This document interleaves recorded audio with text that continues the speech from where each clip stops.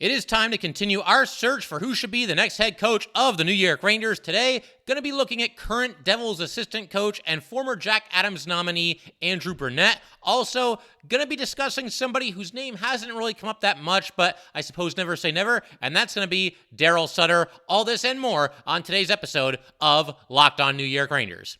Welcome back, Blue Shirts fans, to episode number 831 of the Locked On New York Rangers podcast. I'm your host, John Chick. Just want to thank you guys, as always, for making Locked On New York Rangers your first listen every day. We are free and available on all platforms, including YouTube, and we are, of course, part of the Locked On Podcast Network, your team every day. And today's episode of Locked On New York Rangers is brought to you by Birddogs. Go to birddogs.com/LockedOnNHL, and when you enter promo code LockedOnNHL, they will throw in a free custom Bird Dogs Yeti Styler tumbler with every order.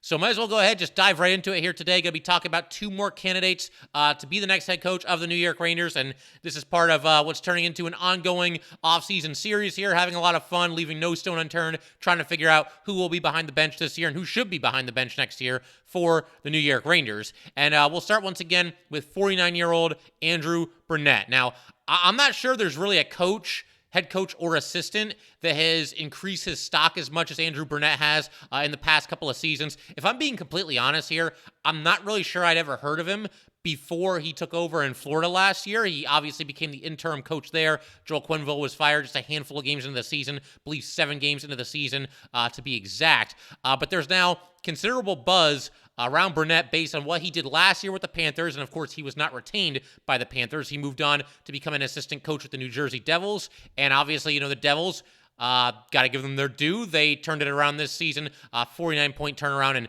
Andrew Burnett, an assistant coach with Lindy Ruff, presiding over that. But as far as his credentials and his history of, being a coach in this league, again, it's pretty limited. He was a head coach for the first time just this past season, and last year, of course, as I mentioned, takes over the Florida Panthers after Joe Quenneville was fired just 7 games into the season. The Panthers were actually 7-0 at that time. It was obviously a very messy situation with Quenneville being dismissed and the allegations that came along with it, the entire set of circumstances that were present there.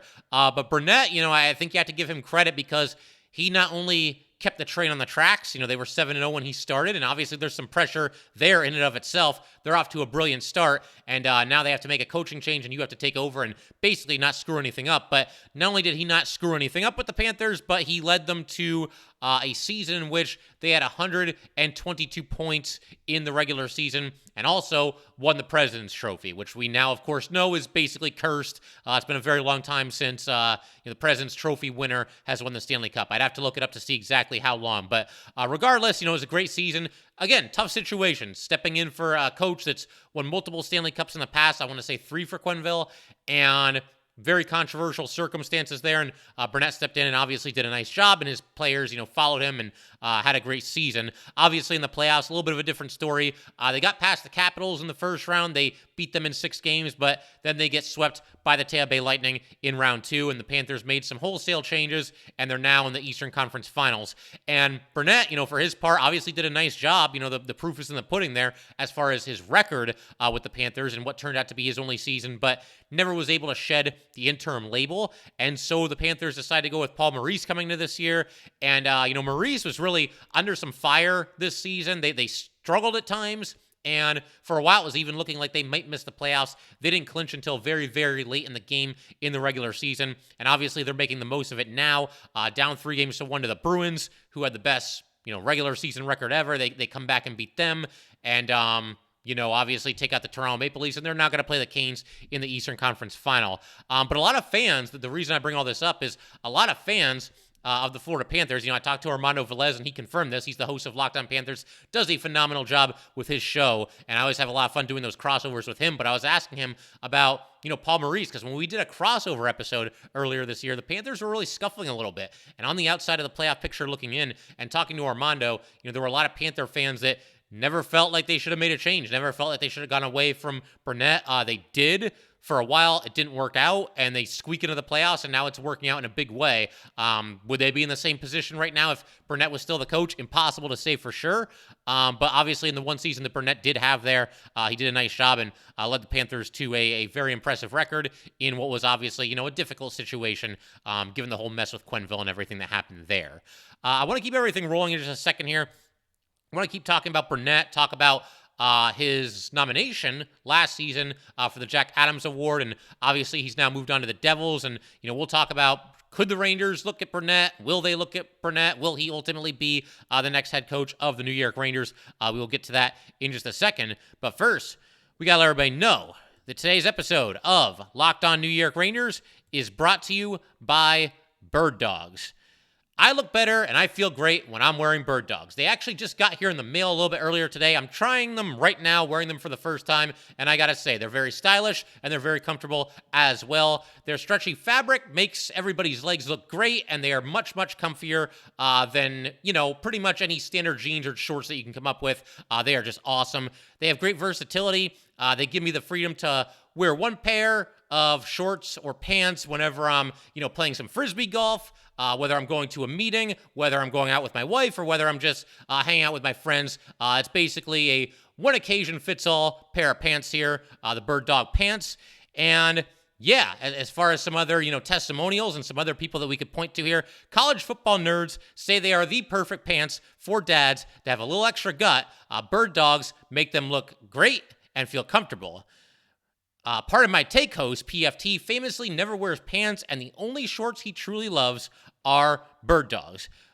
Bert Kirshner wakes up late at his lake house and wears Bird Dogs, goes for a swim, grills burgers, and chills with his family, all in the shorts he associates with the summer, and that would be, of course, Bird Dogs. Go to birddogs.com/LockedOnNHL, and when you enter promo code LockedOnNHL, they will throw in a free custom Bird Dogs Yeti-style tumbler with every order.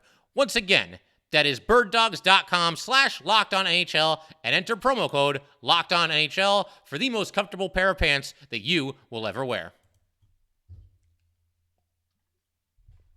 All right, we just want to thank you guys, as always, for making Locked On New York Rangers your first listen every day. We are free and available on all platforms, including YouTube. And for the everydayers, you got to make sure to come back next week. We're going to continue, looking at candidates, looking at some likely names as far as who could be the next coach of the Rangers. Also looking at a couple of dark horse candidates as well. Going to have a lot of fun with this. Obviously, it's a longer offseason than we all anticipated. So we've got a head coaching search to conduct here as fans of this team. And, at the end, maybe we'll try to come to some kind of a conclusion. I'll try to pick who my favorite candidate to be the next head coach of the New York Rangers is. Also going to talk about some other things as well. Impending free agency. Rangers have a couple of UFAs and RFAs that are very important. Trade candidates, the whole 9 yards, you name it. We will cover it here on Locked On New York Rangers. But for right now, turning our attention back to Mr. Andrew Burnett. Of course, I talked about the season that he had with the Panthers last year and what an excellent job he did there for his work last year. He was one of 3 finalists for the Jack Adams Award. The award was won by somebody we're going to discuss in just a little bit here, and that would be Darryl Sutter. He got 353 points as far as the votes are concerned. Burnett was second with 249 points, and Gerard Gallant last year was third with 142 points. And what do all 3 of these coaches have in common? The 3 individuals who, according to, the experts and the voting and everything, these were the 3 guys most deserving of the Coach of the Year award at the end of last season. What do all 3 of those men have in common? You are correct. All 3 of them are no longer employed by the team with which they were nominated for the award that goes to the best coach in the league. This is very much a coaching carousel league and very much a what have you done for me lately kind of league. That is pretty wild. I mean, I know that obviously, there's musical chairs when it comes to coaches in this league, but I mean, I have a hard time believing that's ever happened before, where the 3 finalists are all essentially fired. I mean, I guess with with Burnett, he was the interim. They just chose to go in a different direction. With Gallant, we had a mutual parting. I'm not even sure how they worded it with Sutter, but with Sutter and Gallant, basically they were fired. That's pretty much the long and short of it. But yeah, pretty wild stuff right there. All three of them that were nominated, they're all gone. As for Burnett, once again, when the Panthers decided not to bring him back as the head coach, he became an assistant with the New Jersey Devils. And again, I think what the Devils did this year was very impressive. They went from a cellar dweller last year to, a team that made the playoffs, made it to the second round, 49-point turnaround. And if I'm not mistaken, that is the biggest such turnaround in the history of the league as far as points from one season to the next, plus 49 for the Devils. And of course, they did that under head coach Lindy Ruff, who used to be an assistant coach with the New York Rangers. And obviously Burnett is not the head coach, but you have to believe he played a role in that, had a hand in it, and obviously pushed the right buttons with the players and helped that team obviously turn things around quite a bit. Something else that I think Burnett has going for him, if you're a fan of his, if you're intrigued by him, if you want to see him be the next head coach of the New York Rangers, he played 16 years in the NHL, and most recently was not really that long ago. It occurred in 2011, 2012. So he's barely a decade removed from actually being a player in the NHL. And, I think that is something that could work in his favor. Maybe the fact that he's kind of young as it pertains to being a head coach in the league. If he becomes a head coach in the league again, young relatively speaking, still just 49 years old. A lot of the coaches are, quite a bit older than that. But obviously, look, it's not that long ago that he was in the league. There's players that, when he was in the league, they're still in the league right now. I'm not sure if the Rangers have any such players because the Rangers are still a pretty young team. Well, Kreider was there. So, the bottom line is he's not too far removed from actually being a player in this league, and that you would think would help him maybe relate to today's player a little bit more. That there's times where I think coaches that have that old school, and I'm gonna beat you down and then build you back up. I don't know that always works with today's athlete, and you can share whatever opinion you have of that you might have. But that's just the facts. I think sometimes players, coaches maybe tend to do a little bit better. And again, I just think the fact that Burnett, once again, is not far removed from being a player in this league himself, that's something that could help him maybe relate to some of the younger players in the league today. I should also mention, we got to be fair here, Burnett, this past February 1st, was actually arrested for a DUI while he was driving a golf cart. Apparently, he ran a couple of stop signs, and there was actually some police cam video that made its rounds on social media after this arrest occurred. And it looked like he kind of ran through the stop sign. I know some people are going to roll their eyes and say it's just a golf cart. He was only such and such far away from his house. It doesn't really matter. A DUI is a DUI, and if somebody's driving drunk and they get caught, they're going to get arrested for it, and that's basically what happened here. It's pretty black and white. There's not really a whole lot of gray area there, but, again, the police cam, the body cam that they wear, that started making its rounds on social media, so everybody's seen it. I got to see it as well, and basically, he's pulled over and said that he wasn't driving, said that he didn't have his driver's license, said, I live right over here. Then he went on to say that he had 2 beers, but then, as he was continuing to explain this, he said he had 2 beers at this place, had another beer at a different place. So a little bit all over the place, and then was asked to do a field sobriety test. Then suddenly started trying to walk away and saying that he wanted to call his lawyer. The officers grabbed him. They handcuffed him. He tried to play the card that I used to coach the Florida Panthers, and that didn't work very well for him. So obviously, you see this video, and the DUI in and of itself is not great, but even how he acted in this did not put him in the best light. I don't think it's one of those things that, he should be, expelled from the NHL from now until the end of time. But obviously, again, one of those things that, I'm not so sure all 32 teams would hire him coming off of that. Would the Rangers, would they look past this? Would they just look at his credentials and, just kind of move on beyond it? Maybe, maybe not. We don't know for sure. With Burnett, regardless of whether the Rangers hire him or not, you just hope that, it's a little bit of a lesson learned here. Again, it's a golf cart. He's not going very fast. But again, the law is the law. And if you get a DUI, you get a DUI. I don't think there's really a whole lot of room for discretion there. And I'm not somebody that, knows every law inside and out. But from what my understanding is, a DUI is a DUI. Anyway, getting back to the Rangers, you have to wonder also, will they break this cycle that's kind of been established around the NHL. You know, we've got, I mentioned the coaching musical chairs, and we've got these coaches that just bounce from one team to the next, from one season to the next. Maybe there are certain Reindeer fans out there that are looking for somebody who's a little bit outside the box and a little bit of a breath of fresh air, so to speak. Burnett, in some ways, I think is kind of the best of both worlds, because the one season that he had was with the Florida Panthers. He was very successful with them, and I think handled himself very well in what was a difficult situation, once again, with the Quenneville dismissal. So you've got a guy that had success in what was a very, very brief tenure. So he's got a little bit of coaching experience under his belt. Not much, but a little bit. And by that same token, yes, he's had success in the brief time that he's been a coach, but he's not one of those classic retread kind of coaching options. And there might be Reindeer fans that like that. It intrigues me.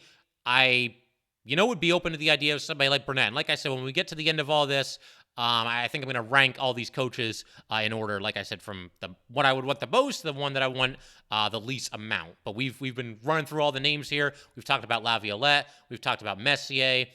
We talked about Knobloch, Boudreau, Babcock, and now two more today. And like I said, this is going to be a big focal point of this podcast going forward. We're going to leave no stone unturned and try to talk about pretty much everybody that could be in the running here to be the next head coach, of the New York Rangers. So we're going to keep everything rolling in just a second here. I do want to turn our attention to Darryl Sutter. Obviously he was fired by the Calgary Flames over three, kind of up and down, a little bit tumultuous seasons, but we will discuss that in just a second. All right, so we transition from somebody who is, kind of, not a complete outside the box candidate in Andrew Brunette, because he's somebody that has some buzz. And I get the feeling, I believe there are 5 head coaching vacancies as of right now. I get the feeling if Burnett really wants to be a head coach, he might be able to get one of those 5 spots. So he's not really that outside the box, but certainly somebody that lacks experience. That is not the case at all when it comes to 64-year-old Darryl Sutter. He's about as old school as it gets. Sometimes this is to his benefit. Other times this is to his detriment. I always associate him most closely with the Los Angeles Kings, and part of the reason for that, we gotta acknowledge this. It's because he was coaching the Kings when they beat the Rangers in 5 games in the 2014 Stanley Cup Finals. We don't have to talk about that in too much detail here today. We've covered it quite a bit in the past. But bottom line, Darryl Sutter's coached a lot of hockey. His first year as a head coach was all the way back in 1992, 1993. So more than 30 years ago at this point. Sutter, in order, coached the Blackhawks for 3 years. He coached the Sharks for 6 years, the Flames for 3 years, the Kings for 6 years, and once again, the Flames, his second stint in Calgary, coached them for the past 3 seasons. So you look at this and you realize that Sutter basically alternates between 3-year tenures and 6-year tenures. Literally, his career has gone 3-6, 3-6, 3 as far as how many seasons he spent with every team. So I guess if he coaches the Rangers, he'll be here for 6 years. And if you're coaching a team for 6 years, there's a good chance there's a Stanley Cup in there, because these coaches have very short shelf lives, and it's very much, as we've established, a what have you done for me lately kind of a league. And obviously, look, there's no guarantees that's what's going to happen if he's coaching the Rangers. We're just kind of having some fun with it here. But as far as Sutter is concerned, career record 737, 529, 101. And 110, and that was wins, losses, ties, and overtime losses. Yes, he's been around long enough to have coached in the NHL when ties were actually a thing, but if you want to combine all the losses together, 737 wins, 639 losses, and then the 101 ties. He also had a stretch where, this is very impressive, his teams that he coached appeared in the Stanley Cup Finals 3 times in just 5 years. He, in his second to last season in Calgary of his first stint with the Flames made it to the Stanley Cup Final in 2003, 2004, and then they lost in that final to the Tampa Bay Lightning in 7 games. He ended up coaching one more season in Calgary and did not make it nearly as far. He was away for 6 years, came back, and in his first season with the Los Angeles Kings, this is again after 6 years of being away, they go to the finals and they defeat the New Jersey Devils to win the Stanley Cup. The year after that with the Kings, they lose to the Blackhawks in the conference finals. And then the year after that, they win the Stanley Cup over our beloved Rangers in year 3 of Sutter with the Kings. So again, in the span of just 5 seasons with 2 different teams, Darryl Sutter took his team to the Stanley Cup Final 3 times. Now, there was a pretty long layoff there between his Flames coaching tenure and his Kings coaching tenure, but the bottom line, 3 times in 5 years as far as Sutter coaching in this league, he took his team to the Stanley Cup final and won the most recent 2 of those, both obviously with the Los Angeles Kings. And then, of course, most recently, again, he had a little bit of a break, and then he got back into coaching, coaches the Calgary Flames, and in the 3 years that he spent there, they only made the playoffs once. That would be their second season with Sutter at the helm. And in that season, they lost to the Oilers in the second round. And then this past season, a lot of reports of some inner turmoil, some chaos. It just feels like something never really clicked all the way between Sutter and the Calgary Flames players. And there's no really, ironclad reason as far as why it didn't work out there. But again, I think it goes back to what I was talking about a little bit earlier with Burnett. There's coaches that are a little bit of players coaches, and sometimes that works in today's age. And then there's coaches like Sutter who are really tough on their players. And I don't know. I mean, it sounds like the Flames just never really bought in. If somehow the Rangers end up hiring Sutter, then I'm certainly going to talk to Locked On Flames, Locked On Kings. Those are great shows too. And I want to get the whole 9 yards as far as Sutter and, his strengths and weaknesses as a head coach in this league. But yeah, something just never really seemed to click between Sutter and the Calgary Flames. They had some pretty high expectations coming into this season, didn't even make the playoffs. And if that happens, a lot of times the coach is gone. As far as what he brings to the table and why he could be an intriguing, choice for the Rangers, known as a great motivator, as players have talked about that in the past. I've noticed, from watching the Kings make all those deep playoff runs year after year for like a 4 or 5 year window there, it seems like they're very well coached. They're very defensively structured, and that's something that was very much on display when the Rangers and Kings played each other in the finals. It was just driving me crazy because, it felt like the Rangers were in all these games. Next thing you know, they're down 3-0. They lose in 5 games, and it was a more competitive series than the 5-game, lasting of that series would suggest. But one thing that was just driving me crazy, watching the Kings against the Rangers that year in the finals, it was just like, man, does this team ever make a mistake? Like, they're always in perfect defensive position. They always have their sticks in the right position. Their penalty killing was just outstanding. It helps when you have a phenomenal goalie like Jonathan Quick, obviously, but they play great defense around him. They force players to go to their backhand. They close off passing lanes. They just play great defense. They play very physical hockey as well. Sutter, my understanding when he was a player, known as just like a tough physical guy, and he demands the same thing out of his players. And I think sometimes if he doesn't get that, that's where you see him clash with, some of his guys that he's had in the past. A lot of his teams also, and this is kind of interesting too, have been built around a really, really good goalie. You could look no further than Jonathan Quick. Obviously, he's the most notable, but he also had Mika Kiprasov. Let's try that one again. Mika Kiprasov during Sutter's first season with the Calgary Flames, and he was a great goalie in his day of getting to Nabokov. There was a time where he was maybe, I don't want to say the best goalie in the league, but maybe, he was pushing that status for sure. And if he wasn't the best, he was certainly one of the best. And Sutter coached Nabokov with the San Jose Sharks, and obviously Igor Shesterkin having won the Vezina 2 years ago, and truly one of the elite goalies in this league. As we've been talking about, though, the knock on Sutter, I think, is that he eventually does tend to wear out his welcome at least a little bit. Just an extremely demanding coach. He's very hands-on. There were reports that even the Kings were starting to get sick of him. And keep in mind, this is a guy who took them to a Stanley Cup championship twice in 3 years. And the team didn't change that much as far as the personnel from those seasons to his last season there, his 6th season there, and what turned out to be his final season there. A lot of those guys are still there even today. And I think they had just kind of had enough of him. Again, he's a very demanding and I think at times maybe overbearing coach. And with that said, I feel like everything I've just said about him, the success, the Stanley Cups, the fact that he can be very demanding and he can maybe, wear on his players from time to time. I think Sutter, maybe more so than anybody else that we've talked about here, is like the ultimate high risk, high reward choice here. This is an all-in move for Chris Drury. How would him and Drury get along too? Because obviously Drury can be a little bit hard-headed, and I think Sutter for sure can be a little bit hard-headed. Are they going to be on the same page? Are they going to get along? Obviously, Drury and Gallant seemed to clash. There were reports that they were yelling at each other after Game 4 against the Devils this year. So, yeah, hard to know for sure. But, yeah, this would be a true all-in move from Chris Drury because it's one of those things that it could pay off in a major way. All the Rangers buy into everything that Sutter is selling, and this is a guy who's won 2 Stanley Cups. Kreider was there when the Rangers lost to Sutter's team, the Los Angeles Kings, in the Stanley Cup Finals. So, yeah, I mean, there's a chance that they could really buy in and really get on board, and he's somebody that I think would command respect and command the attention of the room from the second he walked in there.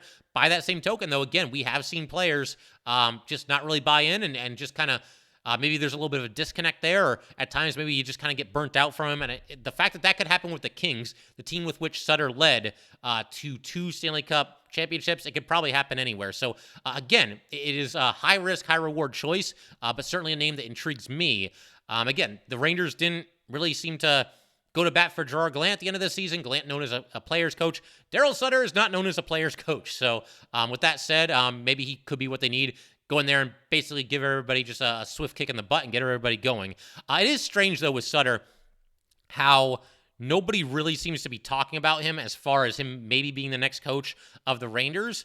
There was a report that, the Rangers, there was this report about Quenneville, that they weren't going to look for him to be the next coach, and for different reasons, obviously, but it seemed like there were a couple of reports out there that maybe Sutter wouldn't be their guy either, but I don't know, man. When you've got a multiple-time Stanley Cup winning coach out there on the market, those kinds of coaches don't grow on trees, and I just find it hard to believe that Drury wouldn't at least pick up the phone, the Rangers wouldn't do their due diligence, and that if Sutter wanted to interview for the job, that the Rangers would say thanks but no thanks. I get the feeling they would at least have a conversation here.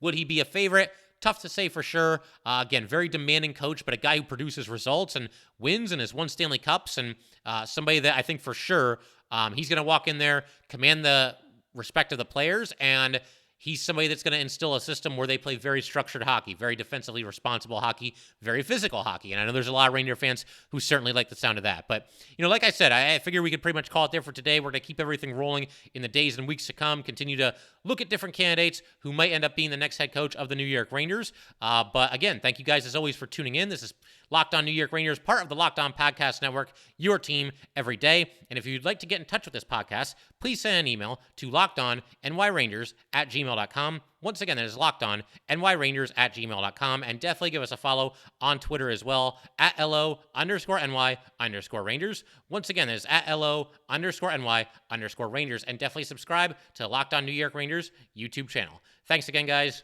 I'll see you next time.